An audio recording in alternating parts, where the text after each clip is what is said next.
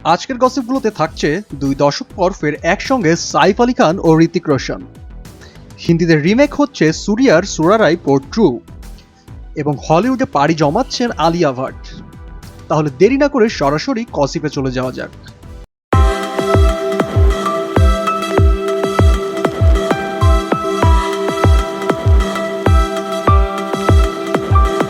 প্রথমেই কথা বলবো সাইফ ও ঋতিককে নিয়ে।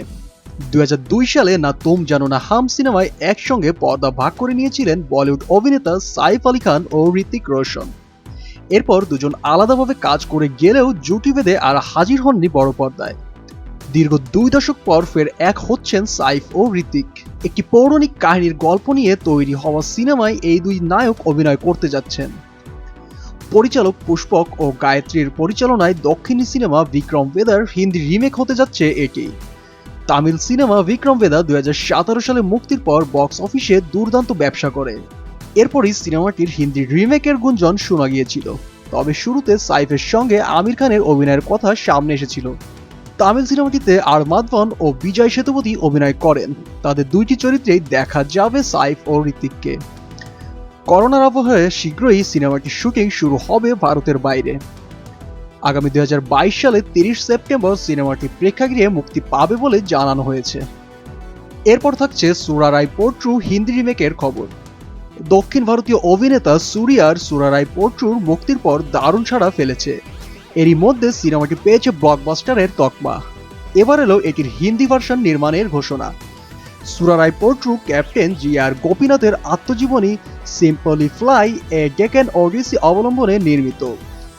বইটিতে গোপীনাথ স্বল্প মূল্যের এয়ারলাইন পরিষেবা চালু করার জন্য যে লড়াইয়ের মুখোমুখি হয়েছিলেন তাই দেখা গেছে। গল্পটি দর্শকদের কাছে বেশ প্রশংসিত হয়। তামিলটির মতো হিন্দি রিমেকটিও পরিচালনা করবেন সুধা কঙ্গার। আর প্রযোজনার দায়িত্বে থাকছেন সুরিয়ার 2D এন্টারটেইনমেন্ট এবং বিক্রম মালোত্রার আবুন্দান্টিয়া এন্টারটেইনমেন্ট। মূল ভার্সনে সুরিয়ার বিপরীতে দেখা গেছে অপর্ণা বালামুরালিকে। আরও ছিলেন মোহনবাবু ও পরেশ রাওয়ালের মতো গুণী অভিনেতারাও। এটি গত নভেম্বরে অনলাইন প্ল্যাটফর্ম অ্যামাজন প্রাইমে মুক্তি পায়। তবে হিন্দি ভার্সনটিতে সুরিয়ার চরিত্রে কে অভিনয় করবেন সে বিষয়ে এখনও জানাননি নির্মাতা সুধা কঙ্গার বলেন, সিনেমাটির জন্য আমি এখন পর্যন্ত প্রাপ্ত সমস্ত ভালোবাসার জন্য কৃতজ্ঞতা প্রকাশ করছি এবং হিন্দিতে এই দারুণ গল্পটি বলার প্রত্যাশায় রয়েছি। আমি আশা করছি অফিসিয়াল হিন্দি রিমেকটিও একই রকমভাবে দর্শকদের ভালোবাসা পাবে। এছাড়া সুরারাই পোর্ট ট্রুর প্রতি সবার ভালোবাসা ও প্রশংসা পেয়ে কৃতজ্ঞতা প্রকাশ করেছেন সুরিয়া নিজেও। ফাইনালি চলে আসি আলিয়ার কাছে।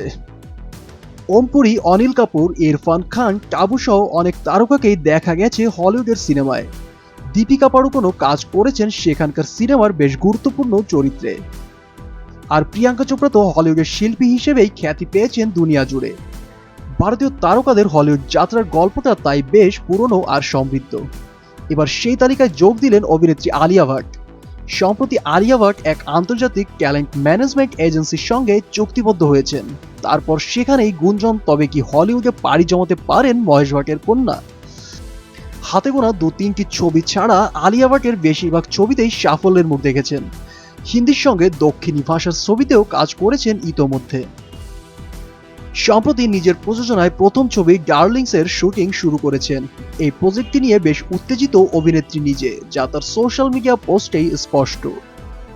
শোনা যাচ্ছে আলিয়া যে এজেন্সির সঙ্গে চুক্তি করেছেন তারা অনেক বছর ধরেই স্পোর্টস ও ফ্যাশন জগতের বিভিন্ন আন্তর্জাতিক ইভেন্টের সঙ্গে যুক্ত।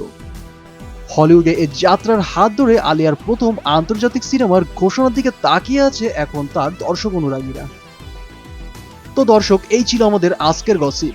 পরবর্তী গসিপটি সবার আগে পেতে চ্যানেলটি সাবস্ক্রাইব করে আমাদের সাথেই থাকুন।